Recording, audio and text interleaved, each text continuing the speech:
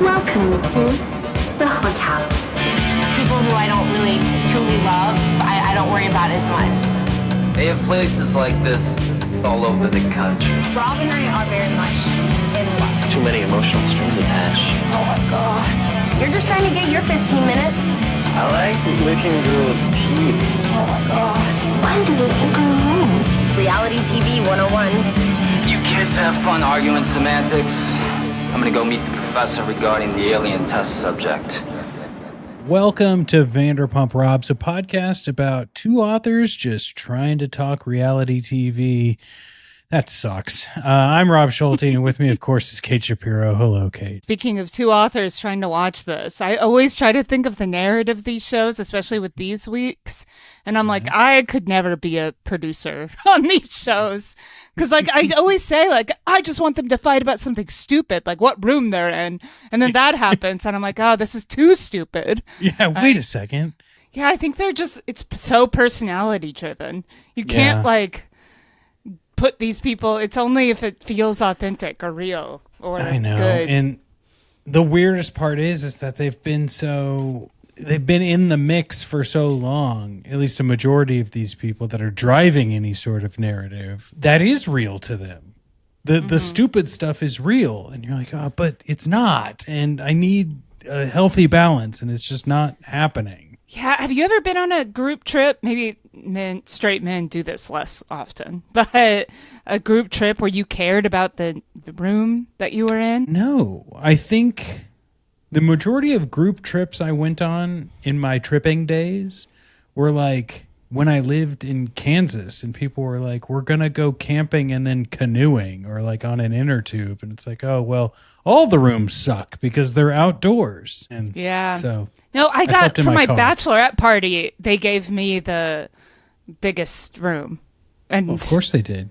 It was your party, Kate. It ended up being annoying because it was the only room to get outside to the pool, so people were just walking through it all the time when I was trying to do important things like ketamine. But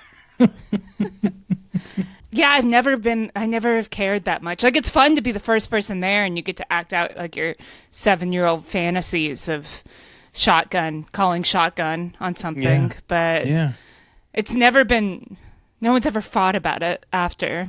Yeah, and I feel like there's that, stuff that we talk about in the book, too. Like, where does that line cross? You know, like, where does your actual individuality as a reality, quote, star stop and the, character you've created for yourself begin? And I do think, fighting over a room is the echelon on the XY chart. Well, it's a good way to get in, some good one-liners without giving away anything, without giving us anything at all. I don't know, so Kate. Sounds like you hate women. That too. I love. You could see the glittering joy in her eyes, in anyone's eyes, when they could call the misogyny card. Yeah.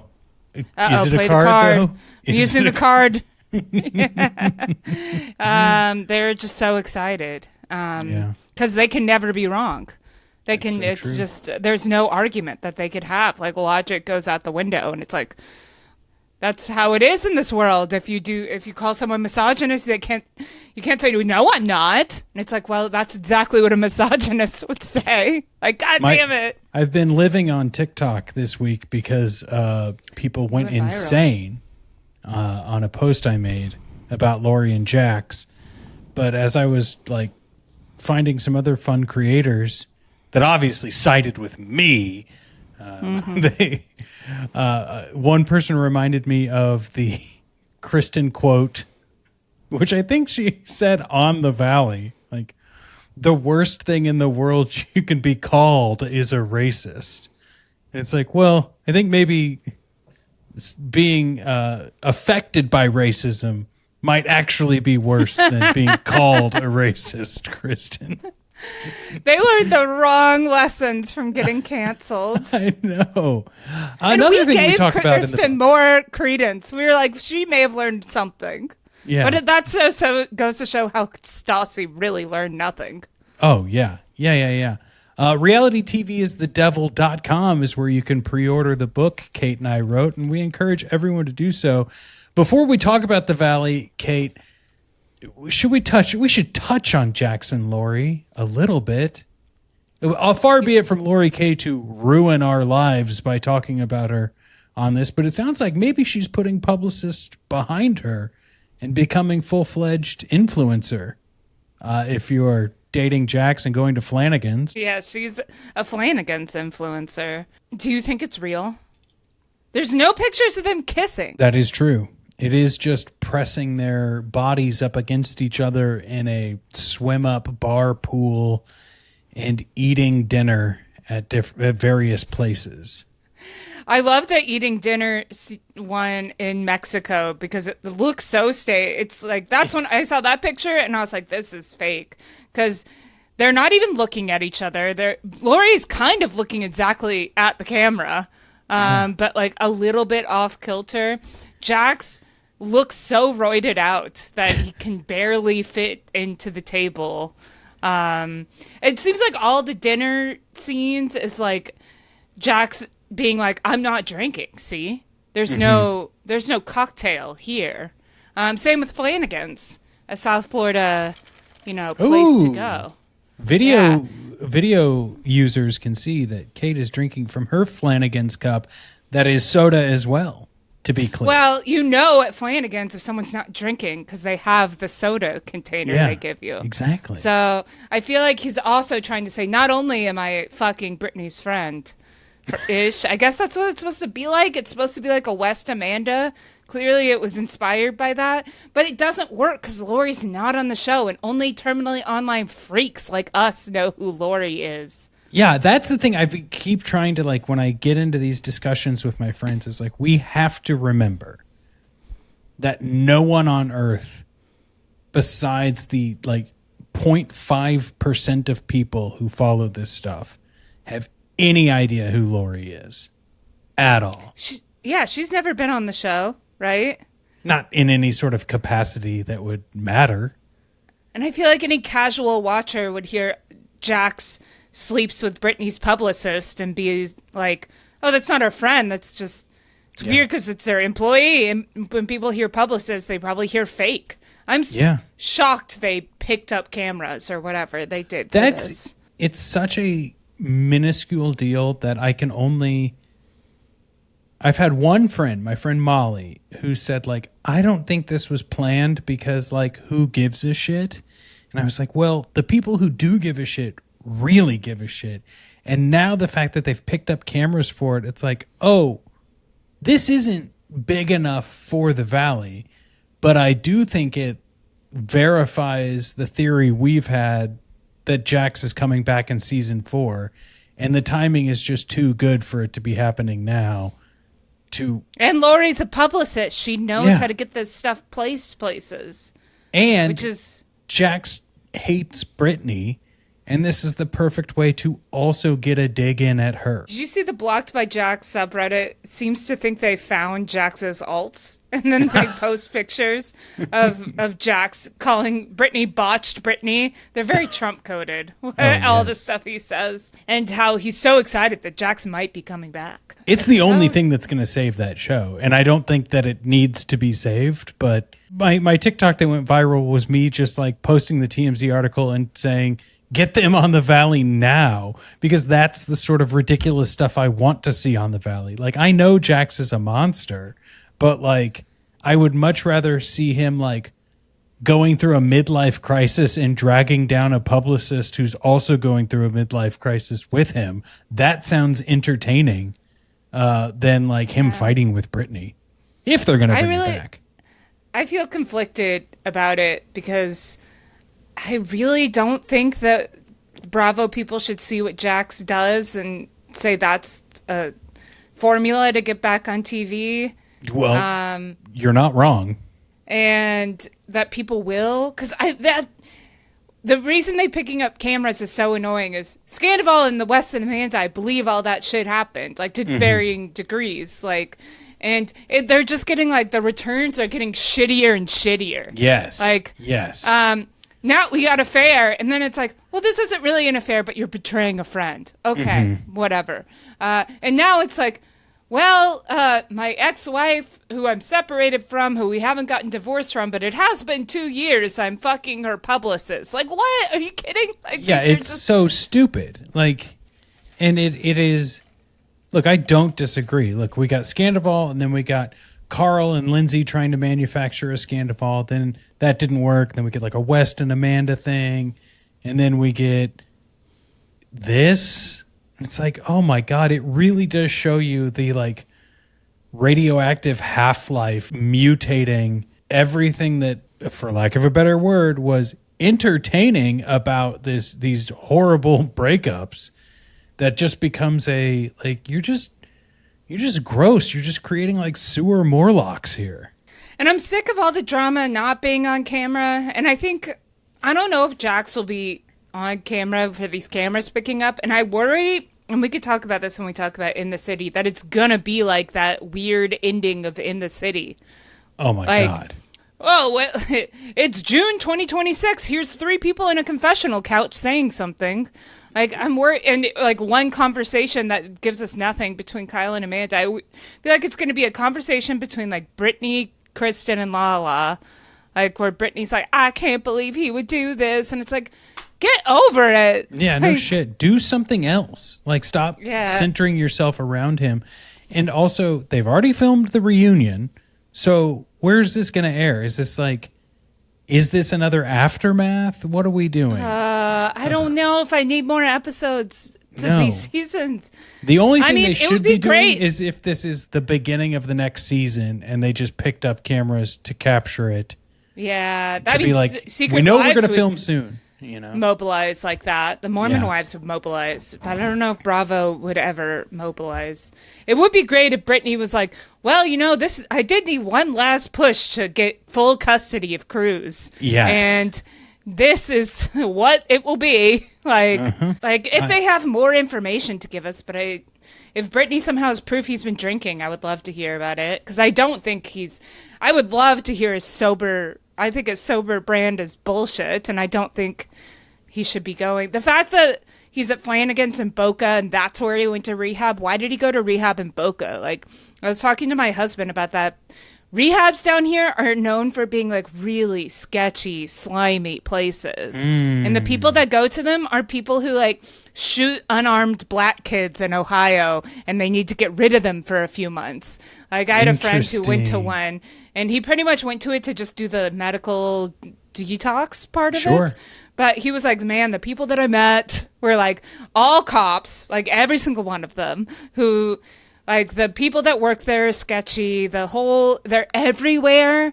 They're not good. And you know what? LA probably has really good rehabs, better than the rehabs in Florida. The fact that he went here is weird. The fact that he was back in May speaking at the rehab, could you imagine? Imagine having to sit there listening to Jax Taylor tell you about his rehabilitation journey.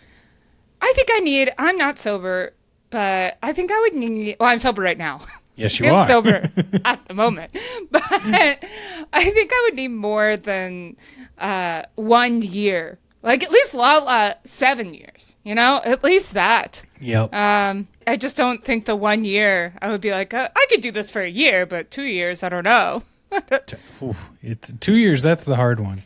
Well, let's talk about The Valley. Season 3, Episode 16, Balls Voyage. They're just so funny. Starts out with a beautiful day in the Valley where Jasmine goes wedding dress shopping with her mom, Brittany, and Zach. It's a sweet scene, don't get me wrong, and I think it stands out because the rest of the episode is basically weaponizing therapy language and the fragility of Luke and Jesse. But it was nice. It was nice to see Jasmine's mom. You know, I thought Brittany was good in this scene. Yeah. And later on, she talks about wanting to be like a party planner, or how she likes being a party planner. And I'm like, that'd be a great storyline for Brittany if she was planning all these people's parties. I think it would be fun because I think sometimes she would really nail it, and then sometimes she would really fuck it up. And it would be really funny for Janet, or not Janet, she wouldn't do that, but like Nia to be like, this party is too trashy for me. And it would be like it would create drama that seems a little more authentic, and then at least Brittany would have a storyline that's not Jax completely related to Jax. Because even her storyline this season is like mommy makeover because Jax called me fat for 10 years straight. And it's just like, I think she should lean into that. And I like when they talk about their businesses and shit. I would love to see Brittany with some sort of career.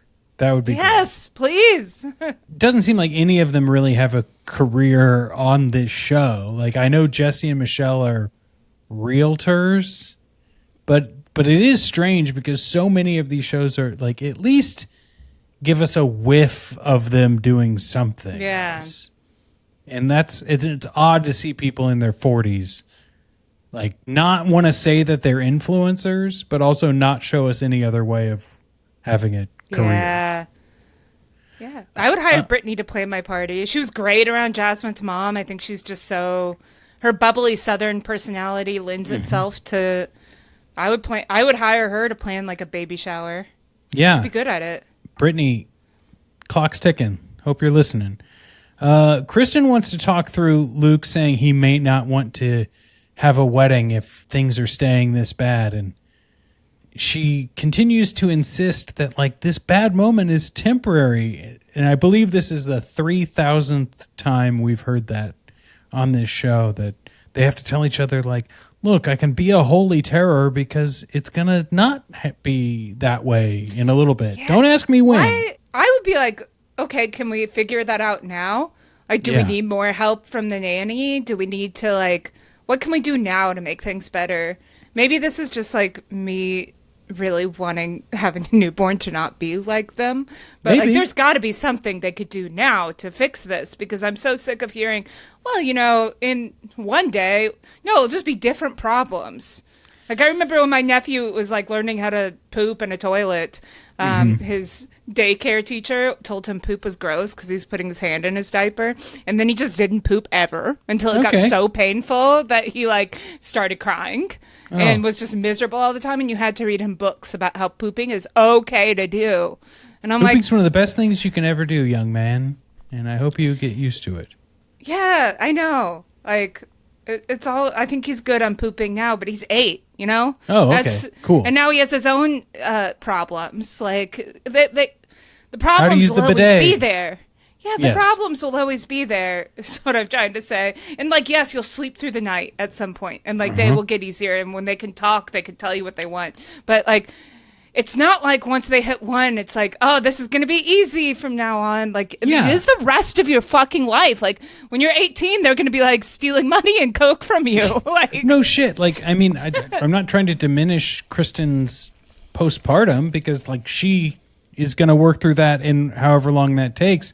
But when it's not postpartum, you can't look at Nia and Danny and be like, this is the shining beacon of relationship because Nia also had postpartum depression and now she doesn't.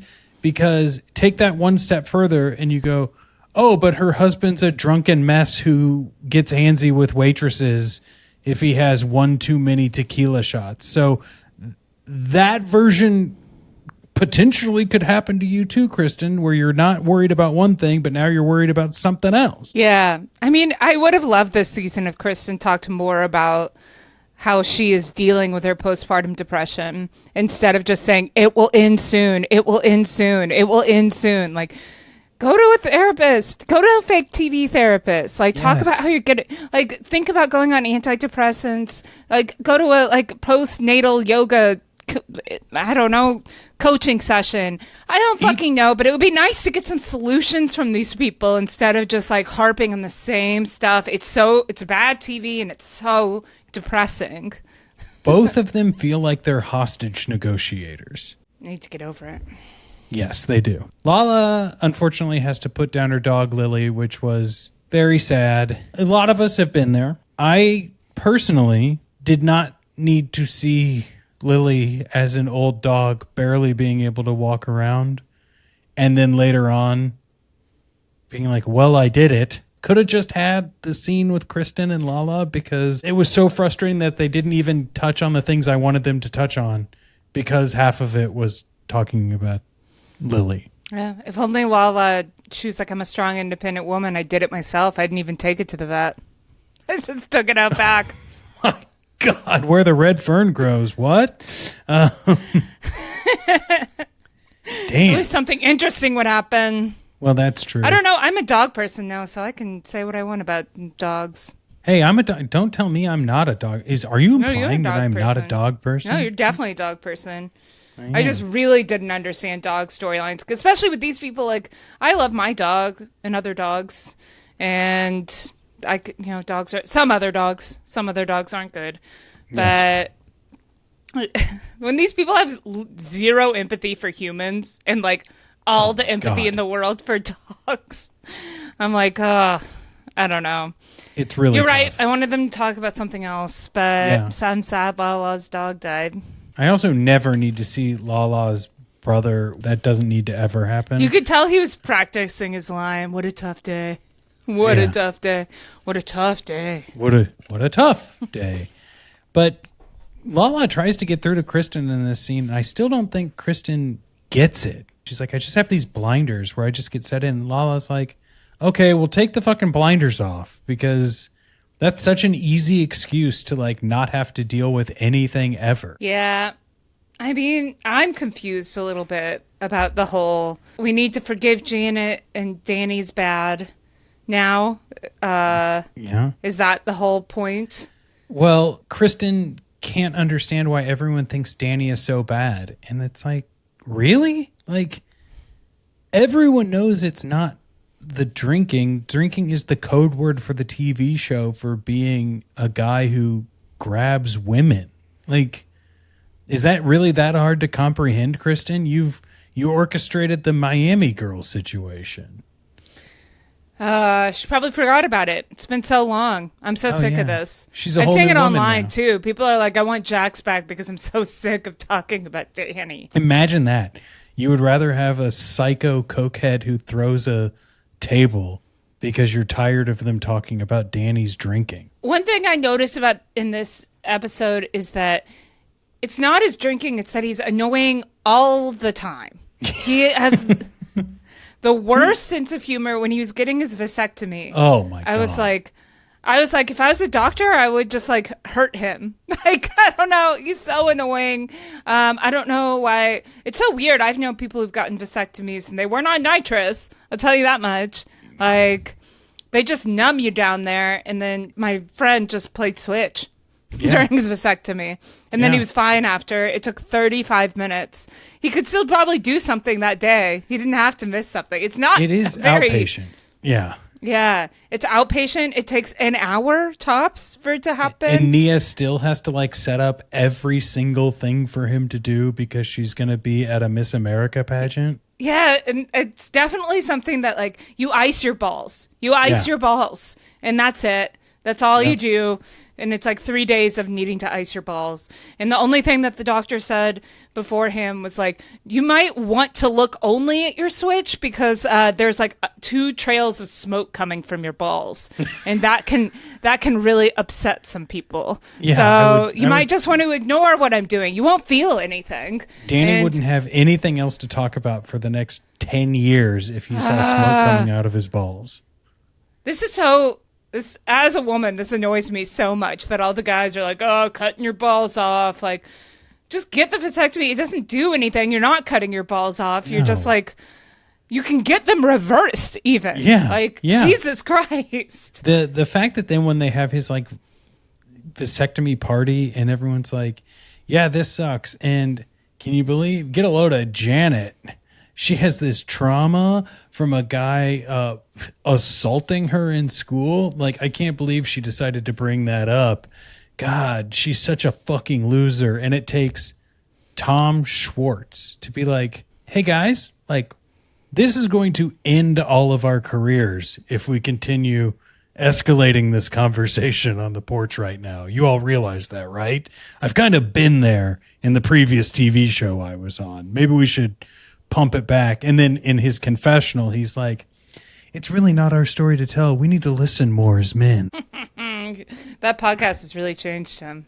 Yeah, it really has. Detox, retox. Top of the charts all the time. Anything to not get a job. Anything for him to not have a job. And to keep his 25-year-old girlfriend. Yeah. It ends with Brittany planning Jasmine and Melissa's engagement party, which somehow seems to be working without a hitch. There's a little bit of like Janet, Zach back and forth, tete-a-tete. Give me the Brittany Party Planner show. Yeah, that's a good 6-episode show I would watch.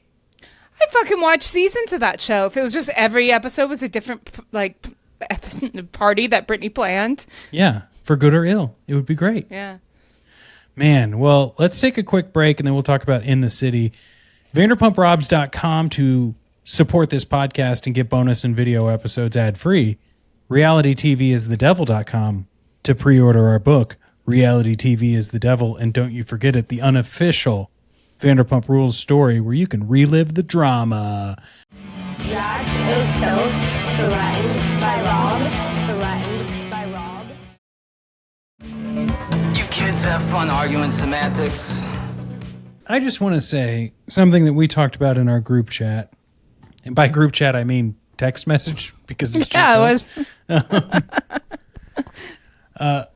I am also thankful that we don't cover reunions on this podcast, at least not typically, because what the hell is going to be said in this In the City reunion? It's so obvious that these people don't know each other.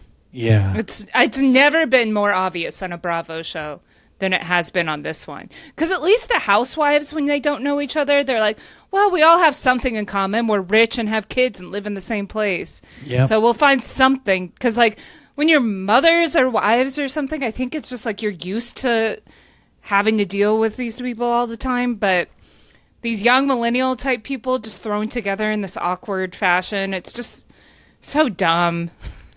I was shocked to find out this was the finale. It did feel rushed. I felt like they had so gas for one more episode, but... Well, and ending on a trip, you know? Like, I don't think I've ever seen that happen before. Bizarre. It's season 1, episode 9 of In the City. Cider and Squabbles, July 14th, 2026 is when this aired. A trip to Connecticut continues as tensions between Whitney and Lindsay come to a head. Uh-oh. It starts in a beautiful, fantastic, hungover morning in Connecticut. But for some reason, they pulled a little Southern charm on us and didn't show us any of the party the night before where they're Very cooking weird s'mores. because later on the party becomes central to one of the fight resolutions, the stuff that happened at this party, and they clearly got footage from it. Maybe nothing like story driven happened, but some filler of these people getting along would really help with character development. Like, Yep. I hate to put my writer cap on too much there, but just seeing them at all bond would be helpful. Be friends and not people thrown into a situation together would be great. Especially a first season. Teach us how this group works. You know, not just Lindsay and Danielle hate each other, but they can sit at the table with these other strangers. No, I need to know like everything about the dynamic, not just Lindsay's connection to every single person. And on that note, we've been saying Lindsay is an EP of this show. Is that even true? It feels like she is, but I didn't find it in the credits or anything. Have we been saying that? I have been saying that. She's been acting like it. And maybe she has that same sort of Jax Taylor vibe of like, this is my show. Yeah. And he, for a long time, said he was an EP of the Valley, and he's not. Maybe it's one of those things where it just feels like it because they're that narcissistic. And I'm meaning that correctly when I say narcissist. So Lindsay FaceTimes with her baby, and she's trying to be a great single mom with her nanny because it's her entire personality at this point. Kate, do you think when you have a living being that you can FaceTime with, it will be your entire personality? No, I think I'll have other things in my personality. You might have some other traits? Yeah, I probably will FaceTime with the baby. You're going to have to FaceTime with the baby. So I'm fine with it. My big question is, are you going to want to be referred to as a MILF as much as Lindsay Hubbard? No, she's so weird about like she's cultivating people saying like Mother Hubbard and like all this stuff, and it's just annoying. Yeah. And because she's the most immature person in the whole world. She shouldn't be anyone's concept of a mother, like at all. And the fact that this single mom semantic bullshit, like having a nanny is still okay. I'm still miserable all the time. Like, I hate when people act like this in general. Like, just why do you have to be like that? Like, it is hard for some people to have kids and for you to be like, this is so miserable, but I'm also better than you. Yeah. And I deserve more than you. And don't question anything I do because of this. Yeah. It's just the worst. Those are the worst kind of people. I do want to, I've got more to say on that in a moment, but I want to talk about them shopping for their Friendsgiving dinner, which did feel a lot like, I feel like I've brought this up on our podcast a lot, but you remember the Tom Cruise interview during COVID where he was like, yeah, people can't even like go to the ravioli store anymore. Like he just didn't know how people shop. Like these people don't know how to shop for their Friendsgiving dinner. Yeah, I was tracking what they were buying, and when Whitney was like, "Do you think 3 things of salad is good?" And I'm like, "No, it's not. It's not enough. There's like 12 of you, and you all only eat salad." It's so clearly in a Thanksgiving dinner full of people who are on Ozempic. Like there was not enough food. There was not nearly enough food. Especially when you're in that part of the country, you can just get a platter of things. You can just like go get to Costco and get the best kind of stuff. Or not Costco, like Citarella or Gourmet Grocery Store. You don't even have to worry about a diarrhea parasite. Nobody made that turkey, right? No. They didn't have any turkey making scenes. No. They ordered that turkey. Which they should have. The spread was not good. They were not. No. And in that like gigantic hall, it felt uncanny valley to see like their little dining table and then 100 feet away, the place where they get their food. It was a bizarre house. While shopping, Kyle's like, I'm putting in the effort to my relationship with Amanda. And it's like, when? When have either of you put in any... The effort is to try and pretend like you're trying to be together while actively getting as far away from each other as possible. Mm-hmm. Disgusting. Yeah, I've never seen them ever put in effort once. Yeah, and notice they cut that scene that was in the trailer for this show where Kyle and Amanda are talking, and Amanda's like, if you come for me, I'll come for you. Whatever that storyline was. You're right. They did. Yeah. That was like a big part of all of the promo for this show. Yes. People were talking about that a lot. That never happened. No. I don't. Not even in the final confessional that I guess they filmed 2 weeks ago. Like, what? Like when Paige was like, Craig was texting other women. And that just went nowhere. I don't try and understand it, but I am going to point it out when I don't see it. Yeah, no, there's a lot that happens in the shopping in the car. That's right. There's not many like set pieces in the show.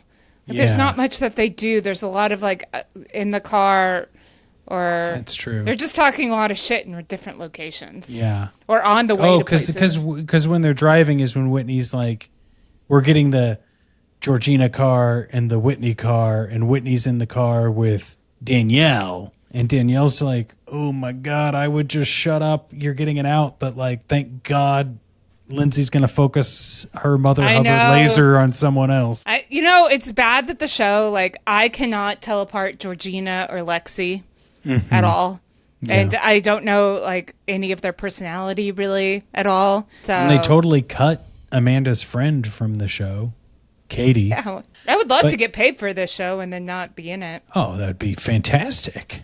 It would be great. Yeah. Then after the defense and the Whitney being like, well, she did use the mom card. And everyone's like, oh, God, you got to shut up. You got to shut up, Whitney. Like, you're right, but you've got to shut up. She doubles down on like, well, they have nannies. Yeah. That's like the thing in the scene is it's not only, she's not like a single mom like living on the streets. Yeah. She has a nanny. She's able to go on this trip because someone can watch her child right now. while Turner's in Timbuktu or wherever. But now they have to go apple picking because they're in Connecticut and it's fall. Amanda has a panic attack, which convinces her to leave Kyle. That's the last night that this is all happens like so out of everything is cut really weird in this show. Yeah. We flash back to Amanda's panic attack. Yeah. Now she's reliving it in this scene. Yeah. Well, where would you like to go next with this? It was hard to do. I guess we jump back to Lindsay and Georgina, where they're trying to make it because now we're at the apple orchard, and they get to sit around the fire in their Aztec blankets. Yes, this is when Lindsay and Georgina. They bring it back up, the same fight over again, and Yep. Whitney again is like, well, you have a nanny, so it's actually different, and you're privileged. And you know what? Yes. Yeah. I mean, I hate to say it, but like, a nanny would be fucking incredible. And I think that I was talking to my husband about this yesterday because I was like, I think me being a single mom with a nanny is easier than us doing this together. Like. And I don't mean that that's like I don't mean that because as you shit to can Ken, you can just tell the nanny what you want, whereas like Ken might go, look, I'm running on 30 minutes of sleep, I need an extra hour, you know. Yeah. And having a nanny, like I've been thinking about like the nannies and like what kind of like help all need. You should get one of the $1 million nannies. I know. No one that Ken might fuck. You know, you can't. Well, that is. I want to get like worry. a 95-year-old nanny that only speaks German. We don't know if she was in the Hitler Youth or not. Like, just really terrifying. Like it would be scary if you saw her in a corner that was like shadowy. But having a nanny would really be a game changer. I don't think these people know how to have nannies, though. Like, I don't think they all seem like they have trauma, of course, because Kristen and Luke have a nanny and they seem to be miserable all the time. And I think it's probably because they don't think that the nanny should be doing anything, that they should be doing everything. Yeah. But having a nanny really seems great. It would be really nice to have a nanny. Well, it'd be great to go on a vacation with your friends and fight over a room while your nanny's watching your child. Yeah. And also Lindsay's not with her kid. I mean, I don't know what kind of custody it is, but I'm assuming it's 50-50.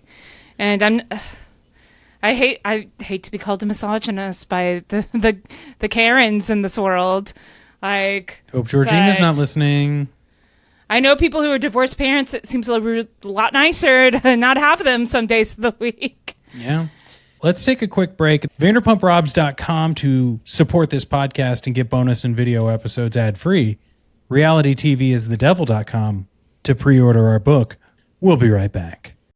Jax is so threatened by Rob. You kids have fun arguing semantics. Lindsay gets up and walks away. She's so mad. And that's when Georgina is like, Whitney, I just think you and Kenny both just hate women. And Kenny's like, at what point did this become like hating women? And the problem is here is like, I at least see where Georgina's coming from. If you like are extrapolating this thought into oblivion, which Whitney is not articulate enough to like actually defend herself here until like later, which we'll talk about. But at this point, they are just like floundering and being like, no, we wanted it to be about Yvonne. And you all said, because you're moms, it doesn't have to be about Yvonne. And you have to get this. And everyone just is like tense and frustrated. And Georgina like stomps away and says all that. And instead of having a rational response to you hate all women, Whitney goes into that weird like half cry, half scream. It didn't work out for her very well. I do think in the end, Whitney won this fight. Yes, back when they're back home, for sure. I think that, and I think Whitney can be good. I think if they do a cast shakeup, or cancel the show, which they should, but she has what it takes to be good at this, because Absolutely. She has a good argument here. It's not about being a single mom. It's about how Lindsay's a brat and is privileged. Yes. And that is right. She just picked the wrong words. And what Lindsay and Georgina did to defend themselves is pounce on the words. Like, the single mom wasn't a part of it. It was just kind of like she didn't articulate herself well there. Yes. Which is what makes the delivery even better when Lindsay tries to confront her at, like, back at the house when they're prepping for dinner. But I do want to point out that Kyle's like, oh, I gotta pee before we leave, and does the thing where he pees outside. And it's one thing on Winter House when he's just like peeing in the woods, or at Summer House when they are like occupying that place. Kyle, you're literally just like peeing on someone's business at this point when you pee at the apple picking farm. Yeah, that's true. I've never had to think about where I have to pee.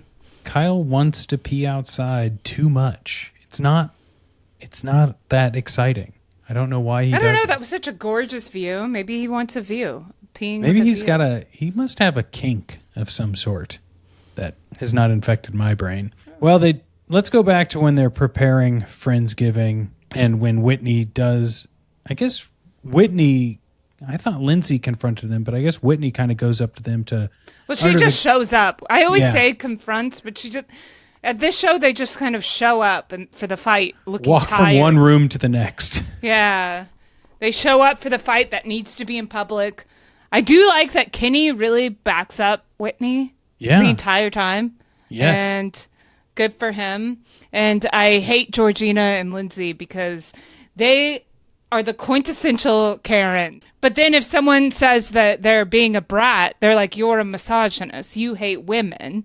And literally, fuck you. I talk about the people all the time who like clearly are on the Bravo boards after spending a whole day turning down health care for people, denying health care claims with their little Starbucks cup. And that's what these people are. They only seize onto the misogyny card to win a fight about being a brat, which is bratty. It's so annoying. I mean, it's like going to a splinter group subreddit where they say, we're a free speech subreddit, unlike the other one, but here's all the things you're not allowed to talk about. I do love that Whitney is like trying to like say, like, let's clear the air. I'm not trying to say I'm anti-woman. I'm saying that, like, we thought it was for this one thing, and you all went in the room and said, we are taking the room because we're single moms. Now, would it be accurate? And Lindsay's, like, interrupting. It's like, that's not what he said. We're like, and other people are chiming in, like, well, actually, that is kind of what you said. And she's like, okay, that's what I said. And so Kenny's like, so, it may not be the phrasing you want, but would you say that's using the mom card because you said I'm a mom, that's why I get this? And she's like, yeah, but I'm allowed to use the mom card because I am a mom. It's like, okay, so you admit to using it, but you were yelling at her for saying that. Like, let's just get to the bottom of this. We weren't disrespecting you for being moms. We were just pointing out that that's what you did. And right as they were finding some common ground, Gavin comes in and he like puts his arm around Lindsay and he's like, yeah, I don't think we were really thinking about Lindsay's feelings here, just as everyone's feeling good about this. And Kenny's like, Gavin, shut the fuck up. We were just about done with this and eating turkey. What was so good about this is Lindsay made this a whole semantic issue. It's not that it's all about you calling me a single mom. It's about the words that you're using. And then she got buried by her own argument. Yes. Because then it became about pulling a card. That's not an okay thing to say. And then it was just so funny to watch her get more and more bulldozed by herself, just self-owning the entire time. And then Whitney starts crying. When Whitney started crying, I was like, she won. She won against Lindsay, who's supposed to be the greatest, like, bitchiest Mother Hubbard of them all. Oh, it felt so good. And Lindsay could have won if she had just been like, from the beginning, been like, yeah, I am a single mom, and so I get the room. Mm-hmm. Like, I don't know. She wouldn't just like be like, yeah, Fuck you guys. It was wonderful to see Lindsay get caught in her own web. That's what I've been needing this entire season. Yeah, she's really humbled here. It was great. And because Whitney is right. Lindsay needs everyone to bow down to her. She needs all these minions. What Whitney and Kenny have been saying is correct the whole season. Oh, yeah. Is that what the entire reunion for this show is going to be? I don't know. I guess they're going to try to Westify it, but I think it's mostly going to be about this single mom thing. I don't think Lindsay's going to watch this episode and fume with rage. Did we get a full reunion for this, or do you think it's going to be like a Watch What Happens Live extended show? You know, Lindsay said it was like going to be the best reunion of all time or something like that. Yeah. Kenny pulls Gavin outside and is like, hey, man, I thought we were bros. I don't understand why you've like trying to go against me all season. He's like, me? Go against you? I just call it like it is. And he's like, well, let me proceed to list out every single thing you've done to antagonize me all season. And Gavin's like, whoa, man, when you actually list everything I've done chronologically, I really have been a total prick this entire season to you. I can't. Thank you for opening my eyes. They were jokes, man. They were jokes. Joke. I was joking. I'm always so afraid this will happen to me because I just think everything's funny, and sometimes I say really mean things. But I feel like I can get away with it because I really am funny. And your mom. So. Yeah, and I'm a mom. I'm playing the mom card. And I'm funny. I'm playing the funny card. So, but my worst nightmare is for someone to go, you are not funny. None of those jokes were funny. I couldn't. We're actually really hurt right now. I would be like, oh my God, my whole life would flash before my eyes. Everything I've ever said, I would be like, what if they didn't think I was being funny? What if I'm walking around and people think I'm this monster like Gavin? Kate, I have to admit that, like, I think you're very funny. We're going to put that out there right at the beginning. If people can't read some of the subtle comedy, like there's subtle and there's overt comedy in our book. If they don't get the subtleties that we've thrown in there, I might have to pack it all up and go live in the woods. Like if that happens, I might be done. I might be done with everything. Or I'll go, Dan, I'm just too smart for these idiots out there. There really are some dumb people out there. Yeah. I think we're funnier than Gavin. I think. Yes. Although I do appreciate there is some sort of David Wayne sort of funniness to like walking into a room and being like, so you guys are all cunt to Lindsay, huh? And then like walking away. What was that all about? We'll be right back. Jax is so threatened by Rob. You kids have fun arguing semantics. Oh, man. So it's time for Friendsgiving, and everyone's drinking red wine out of champagne flutes? Did you know? I thought that was really weird. Yeah. That's when I was like, they're drunk, and they're all on Ozempic. They shouldn't be drinking this much with no food. No. Because that makes me seem like, I've been that drunk. I've been at this dinner where it's like, we were drinking champagne, and then we ran out, but we didn't want to get another kind of glass. So now we're just going to drink red wine out of champagne flutes. And how much, like, it was a total fizzle, but like Danielle, like, really tried to like start her fight with Lindsay. Lindsay's beaten. Yeah, she's downtrodden. She got caught on her own words, and she wasn't going to have it happen twice in one episode. Yeah, she was beaten. I think she was a little drunk because I noticed a half full thing of Tito's on the kitchen island. Okay. Yeah, and I think that's why the reunion's going to be so insufferable, is that Lindsay's like ran out of Adderall this day. Yeah. And I think she has more to say, and she's like fuming with rage and resentment, but she was just beaten. She just wanted to dance. She just wanted to dance. She just is like, you know what? I support you and Owen, and I shouldn't have Googled you at all, and then made up a whole bunch of lies and what-if scenarios. The beef is squashed, I guess, and Kyle has to DJ in this giant room, and Amanda's like, can I get the hell out of here? Amanda doesn't want to get fucked up with these people, and I don't blame her. She wants to go have phone sex with West. Seems better. They seem happy. Did you see that TikTok that they made making fun of people who are trying to like pregnancy rumor them? I think like it was. I think people are thinking it's lame because they still hate her, but I support that sort of social media while people hate you. Amanda was legitimately funny in some parts of this episode, and if people didn't hate her, including the people who were making the show, she would have been like the queen of the episode. Because at one point when Lindsay is just trying to be like, well, you know, in our car, Amanda said that Georgina and Lindsay should have the biggest room because they're moms. So really, this is all Amanda who did this. And Amanda's like, I'm going to go and do the jigsaw puzzle, which we never saw completed, but whatever. There was a lot of times where like Amanda's like, I'm just going to leave the conversation. And it was all pretty funny. It would have been comedic relief if Amanda wasn't so hated.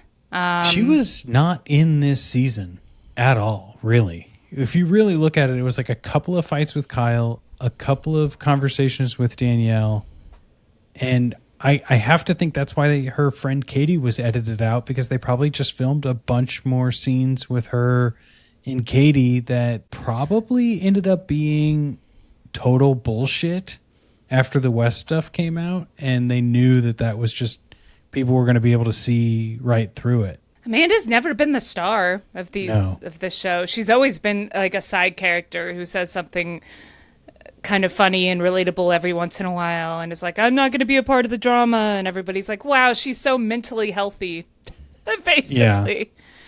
Yeah. She's just like me. She just wants to go to sleep. Yeah, and sleep is what we need. And sleep is good. And everyone gets sleep. And then they go back to New York. And then we jump to June 2026. So bizarre. No, it was like this weird. I've never seen like editing like this before. Yeah. So it's January 2026, and Kyle and Amanda have broken up, and then they have the statements, and then they have like a conversation of them being like, I was so happy when we posted posts at the same time and our statements, and then now it's March and Amanda and West, there are rumors, and then they like dramatically put all the like denouement like articles of like, are West and Amanda hooking up? Now it's April 2026 and Kyle and Amanda are having a dramatic conversation, which just seems like B-roll. It's the same conversation from the fucking Summer House stuff, right? The aftermath thing. And it's the same conversation from the beginning of this episode or this season. Yeah. I mean, I knew nothing was going to happen because these two don't give us anything, and nobody's given us anything from this real thing, and that's why people are still in the comment sections being like, Amanda was miserable in October 4th, 2025 because she was fucking West. Like, I don't believe that. Like, at the very beginning, Kyle says, you left me for someone who parties harder, which I would like to know more about this. But Amanda can just say, I didn't leave you for someone else. And it's because of how he says that she can just brush it off. Because I believe her. I don't think she left Kyle. She's been gearing up to leave Kyle for a long time. Yes. And they talk about that. And it's like, yes, that's been obvious. What he should have said is like, how you have gotten so mad at me for partying. How could you leave me? And the first person you get with after parties with harder. Like, how is that not a problem in your new relationship? Like, that's what I really want to hear. Just make it clear for me. Make it real. Yeah. Like, that's all I need to know. And I would like to know that, too, because, I mean, I think a lot of people would. I think it's just because West is more fun and drinks earlier in the day. But I would like to hear Amanda. Kyle says things in a way that Amanda can get out of them easily. Because I really... And to be fair, it's embarrassing to date a, like, late-in-life DJ. Yeah. And Kyle seems really annoying. And also... West doesn't get really fucked up and scream at Amanda. Yes. I mean, as far as we know. Doesn't seem to have a rage problem. Yeah, for the past couple of years, Kyle has been really awful to Amanda while drunk. And, like, she could go into that. She could talk more about that. But no, because, like, how he's wording it, it gives her an easy out to be like, that's not why I left you. I didn't leave you for someone else. Then Kyle says a weird thing about how getting divorced was the right decision for the fans. Like, for our friends, What? for our family, for the fans. And I was like, that's so weird, but it is probably how you think.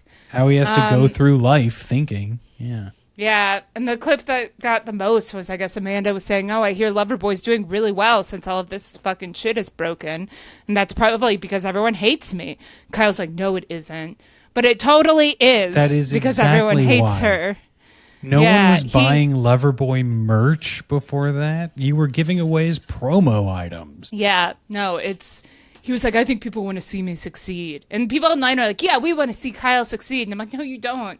At what point do people online need to stop lying to themselves? Like, shut the fuck up.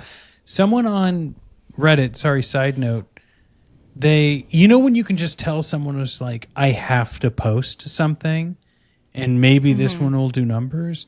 They posted a photo of Sheena and like that band she performs with. And one of the band members was standing arched back, hand in his long hair. He's got 6-pack abs. He's shirtless and a big full beard. And they were like, I thought this guy was Sheena at first. And he's standing and Sheena's like in the middle and there's 2 other guys next to him.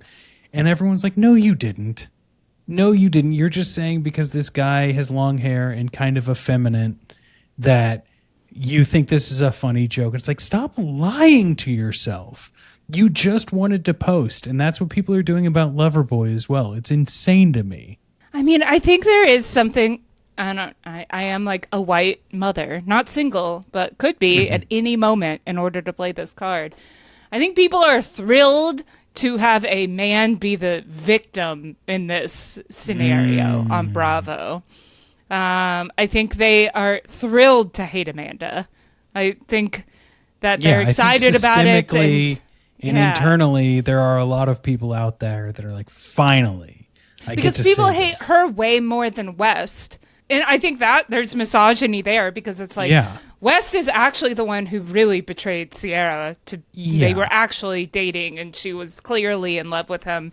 And like friends are one thing, but like West, people are always like, well, boys will be boys, including Sierra and Miha in that one scene. They're like, well, of course West was going to do this, but Amanda, we hold to a higher standard for no reason. Like, that's why people are so mad at Amanda. And I wish she kind of goes into it a little like, I'm terrified to walk outside. I feel like someone's going to scream at me. People are going to take pictures of me. And I would love to hear her talk more about that because I can't imagine what it's like to be Amanda right now. Like, the reason people think she's pregnant is because she went to a wedding wearing a kind of ugly dress. She got photographed from behind because God forbid she show her face at all right now. Yeah. And of course, we don't get any of that. She does say that there was no affair, but I was fucked up to Sierra. But there was no affair, and that's it. Let's go to dinner with our Bravo like boyfriends and girlfriends. You go with Sally, I'll go with West. Remember those people? They're still in the Bravo universe. These two are going to give us nothing. Neither of them are angry enough at each other. Both trying to protect each other in real time. They're not angry because they're both secretly, or not so secretly, like relieved that they don't have to be shackled to one another anymore. Yeah, they are just friends. Yeah. And that's interesting. I wish they would. Yeah. That's the most interesting thing about them is that they both want to like protect each other and they're still friends after all this. And when Kyle's like, haha, let's just go out to dinner right now. I was like, God, you should. That would have exploded the internet. I've never seen this in a Bravo show. It's June 2026. Let's see what these crazy kids are up to now. Very dramatic. You know what this almost feels like? I don't think we know if they got renewed for another season yet. Yeah, it's begging. It feels like begging. It feels like either begging or like hedging their bets like a Vanderpump Rules would do on a lot of seasons where you're like, well, let's just close all the loops just in case we don't get another season. But if we do get another season, isn't this great information to jump off from? Yeah, I guess Kenny and Whitney got fake shaman married in Peru. I wonder if anyone's going to just marriage be like, storyline. Are they going to go, well, when are you going to make it legal in New York? And Georgina is ready to date. Was that her storyline? don't know. I didn't realize she had a storyline at all. I've been mixing her up with Lexi the entire season. So they have the same fucking highlights in their hair. I didn't know that she had anything other than being Lindsay's henchwoman. Yeah, like Botox. Being just being sent to go and attack people on Lindsay's behalf. And then her kids come on camera, and then she's like, I'm such a good mom. Remember, a single mom. Single mom, ready to mingle. Ready to get out there and date. And then 3 pregnancy storylines. Oh, boy. I can't watch that. I think in the end I wrote, God, kill me, literally kill me, cancel this show. I refuse. Like, cannot happen. I can't watch, because these Bravo people, they're so annoying when they're pregnant, because they think like they're impervious to anything, that they can do whatever they want and they can act however they want, and that they're now the greatest women ever because God has decided their womb is full of life, so they are better than everyone else. It's speaking as from someone who also Kate? has that in my life right now. It's crazy. And like, I get pregnancy crazy too. And I know. But that won't be a part of it. It won't be like how much you like kind of want to kill your mother-in-law as she plans her baby shower. Like, because nobody's listening to you, even though everything should be about you.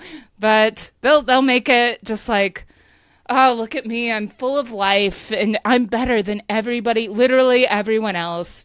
That's just the worst possible storyline ever, and I don't know if I can watch it 3 times over. I guess they'll have already had their kids, hopefully, by filming. I mean, well, Danielle has a kid in the NICU. Could be an interesting storyline. Yeah, I mean, that would actually be, I don't think they're filming now, think, like you said, but I would like to see how they're dealing with that. Because, I mean, she had the kid 10 weeks early.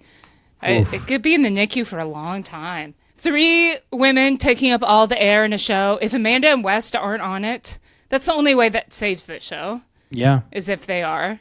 Anyone who says differently is an idiot. Anyone who says they don't want to watch Amanda and West be fun are stupid. There's no way I can watch these women all have babies on the show. It's going to be... How miserable was the Valley this season? Because 2 of them were postpartum. Yeah. Oh my God. It's going to be horrible. Miserable. Well, speaking of horrible and miserable, I think we have 2 weeks left of The Valley. And then we're going to assess what we're viewing after that, and we will let everyone know. But for this episode, who's your MVP? Because I think we've probably got the similar one. Whitney. Yes. Whitney took down Mother Hubbard. I know. Whitney and Kenny took her down. I didn't see it coming either. She's been under the radar all season, and then finally she's like, you know what? Don't play the single mom card. She just goes out and says it. She doubles down on it anytime, and then she starts crying at the perfect time. She takes down Mother Hubbard, who has just been getting mad at people for anything this season. Like, they've been throwing just anything at the camera to see what's going to stick. And Lindsay, the only time it really worked is when Lindsay lost control of it. And Whitney, who knew that boring influencer had it in her. But I think Whitney and Kenny could be a great little terrorizing couple on this show. I agree, and have Gavin as their little Igor over there doing the bidding. I know. It's like a wizard and his wife and their like little troll that goes around and just like, they're great trolls, all 3 of them. I think it would be fun because like just to now see Whitney go through her like bachelor world cocoon and emerge out of her metamorphosis into Bravo creature. And she did it in the finale. That was wonderful. That's MVP worthy from top to bottom. But Kate, realitytvisthedevil.com is the book that people should go pre-order. And I hope that they do. Well, that's the website where you can pre-order the book. But you can also go to your library and request it there. Or you can go to your local bookstore and ask them to pre-order Reality TV is the Devil, and Don't You Forget It, the book that you and I wrote. And you can also support this podcast. And here's the other thing, folks. Don't tell me that you're going to pre-order the book, but you don't read. Okay? Like, you could just buy the book for someone else at that point. That would be... Yeah, just buy it to have in your... It's a beautiful cover. It is true. There will, I would say 90% likelihood be an audiobook of this. Yes. So listen to it while you cook or drive. Yeah, it would be great. There's going to be a way, even if you can't read, there's a way to buy this book. Also, like, I just don't need to know, but I would appreciate that you bought the book. But I don't need you to, like, explicitly state, like, you're not going to read it. Yeah. My parents are always like, I would never read this book if you weren't writing it. And I was like, that's what I don't know why these about. have to come out of your mouth. Yeah, like, why don't, that's kind of what I'm talking about. Like, just be happy that we got a deal. Please. I don't need to know that it's going to be a doorstop, okay? Just buy the book, please. And maybe attempt to read it. But that's great. We should have put some cocktail recipes in there. Hey, who says we didn't? Right? Yeah. You never know. We should do some like Secret Sundays where we do like the things that cut out of the book because they're too. I think that's a great idea. Yeah, I think the maybe lawyers once, wouldn't allow it. Yeah, once the valley's over, we'll dive into some of the lore of the book a little bit further. But for now, folks, we will see you next time on Vanderpump Robs. Goodbye.